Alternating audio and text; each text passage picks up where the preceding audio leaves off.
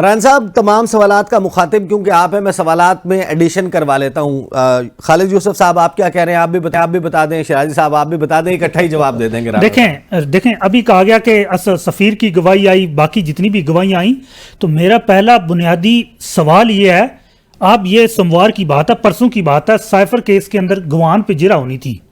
अब जैसे सफ़ीर और जो अहम गवान थे उनको गवाही के लिए लाया गया, पहले अदालत एक जगह से दूसरी जगह शिफ्ट की गई, हमें नहीं बताया गया। अब जब हम वो तलाश करके जेल के अंदर उस कोर्ट रूम के अंदर पहुंचे तो सरकारी वकला और प्रोसिक्यूटर, सरकारी वकला वो जिनको खान साहब और शाह साहब के बिहाफ पे अपॉइंट किया गया, सरकारी डिफेंस काउंसिल, उनको कोर्ट रूम के अंदर भेज दिया गया। और खान साहब, शाह साहब और हम जो खान साहब के और शाह साहब के वकला थे, हमें एक पिंजरे में बंद कर दिया गया, कैदियों वाला पिंजरा था सामने, और हमारे सामने जिरा शुरू कर दी गई। और वो ऐसी जिरा थी जो प्रोसिक्यूशन के सपोर्ट में जा रही थी, जो वो सवाल पूछे जा रहे थे जो प्रोसिक्यूशन के केस को फेवर कर रहे थे। अगर आप ये समझते हैं कि आपका केस साइफर केस एक जेन्युइन केस था और उसके अंदर कौमी सलामती जो है उसका जो कौमी सलामती जो है वो उसमें डैमेज हुई है, तो उस पे ओपन क्रॉस एग्जामिनेशन क्यों नहीं करने दिया गया? मैं तो ये कहूँगा जो आपने ईसा एटमी धमाकों के वक्त मियां नवाज शरीफ साहब बतौर प्राइम मिनिस्टर, उनकी उस वक्त के जो अमरीकी सदर क्लिंटन के साथ जो गुफ्तगू हुई थी, उस गुफ्तगू को भी मियां साहब ने डिसाइफर किया था। गोया कि कहा गया कि पहले हमें धमकी दी गई कि ना करो, उसके बाद हमें $5 बिलियन के पैकेज का लालच दिया गया, लेकिन हम सब ठुकरा के हमने यहाँ पे एटमी धमाके किए।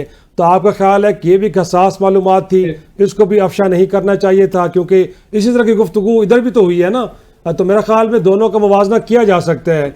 और फिर मोर इम्पॉर्टेंटली इस साथ में इसके जो आज तोशा खाना को लेके फैसला आया है, अगर कल को हवाबाजी के मिनिस्टर अपना उनके अगर की तरह ये बयान गलत साबित होता है जिन्होंने कहा था कि पाकिस्तान के तमाम जो पायलट्स हैं वो सर्टिफाइड नहीं है और पूरी दुनिया में जहाँ जहाँ उनकी जॉब्स थी वो ख़त्म हो गई, तो इमरान खान साहब का एक जो है वो फेस यहाँ पे एक समाजी कारकुन का भी है जिन्होंने इस मुल्क के अंदर कैंसर हॉस्पिटल्स बनाए हैं, उनको पूरी दुनिया जो है वो फंड रेजिंग वहाँ पे वो करते हैं। तो अगर उनका ये फेस डैमेज होता है और कल को ये केस सियासी साबित होता है, तो क्या आपको लगता है कि इसकी फिर डैमेजेस की कोई रिकवरी है? जी राना साहब, देखें पहले तो मैं समझा दूं कि ये मसला साइफर का क्या है। देखें ये साइफर आते हैं कोडेड लैंग्वेज में, ये कोडेड लैंग्वेज होती है और उसकी जो ट्रांसक्रिप्ट है वो डी कोडेड है।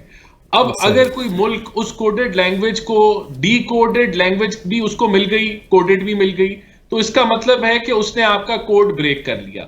तो जितनी आपकी कोडेड लैंग्वेज में ये डिप्लोमेटिक साइफर्स आते हैं आपके डेली बेसिस पे या जब भी आते हैं कोई कम्युनिकेशन आपके, तो वो सारी वो कोड ब्रेक हो गया। तो ये एक बहुत बड़ा आपने कोड किसी ने नहीं देखा राना साहब, तस्दीक करें मेरी, नहीं आया किसी, नहीं सामने आया।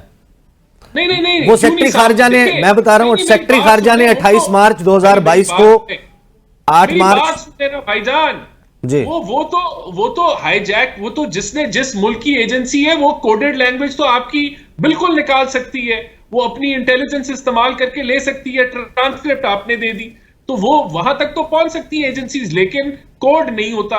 जब आपने डी कोडेड लैंग्वेज भी अवाम के सामने पेश कर दी तो वो बाकी काम जिन्होंने एजेंसियों ने करना है वो कर लेंगे। ये एक बहुत बड़ा ब्रीच है, इट इज अ ब्रीच कि आपने जो है वो उसको डी कोड करके रिलीज कर दिया। तो कोडेड तो हाईजैक बिल्कुल हो सकती हैं वो तो, लेकिन कोड नहीं होता।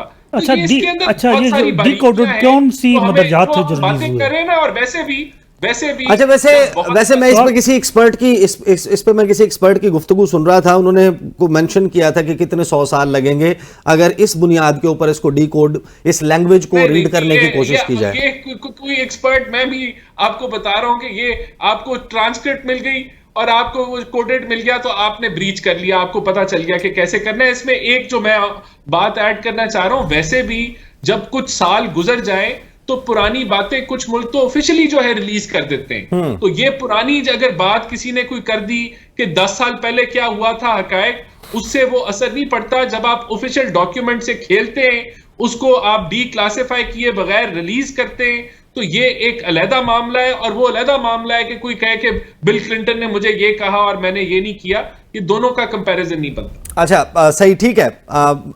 मैं फिर उस तरफ भी नहीं जा रहा कि इंटरनेशनल कोर्ट ऑफ जस्टिस में मियां साहब का बयान इंडियन वकील ने किस तरीके से इस्तेमाल किया कि मुंबई हमलों के हवाले से इसी मुल्क का साबिक वज़ीर आज़म ये कहता है कि रियासत को जो है वो इजाज़त नहीं देनी चाहिए कि यहाँ से जाके लोग मुंबई में हमले करें। I am not going into that debate.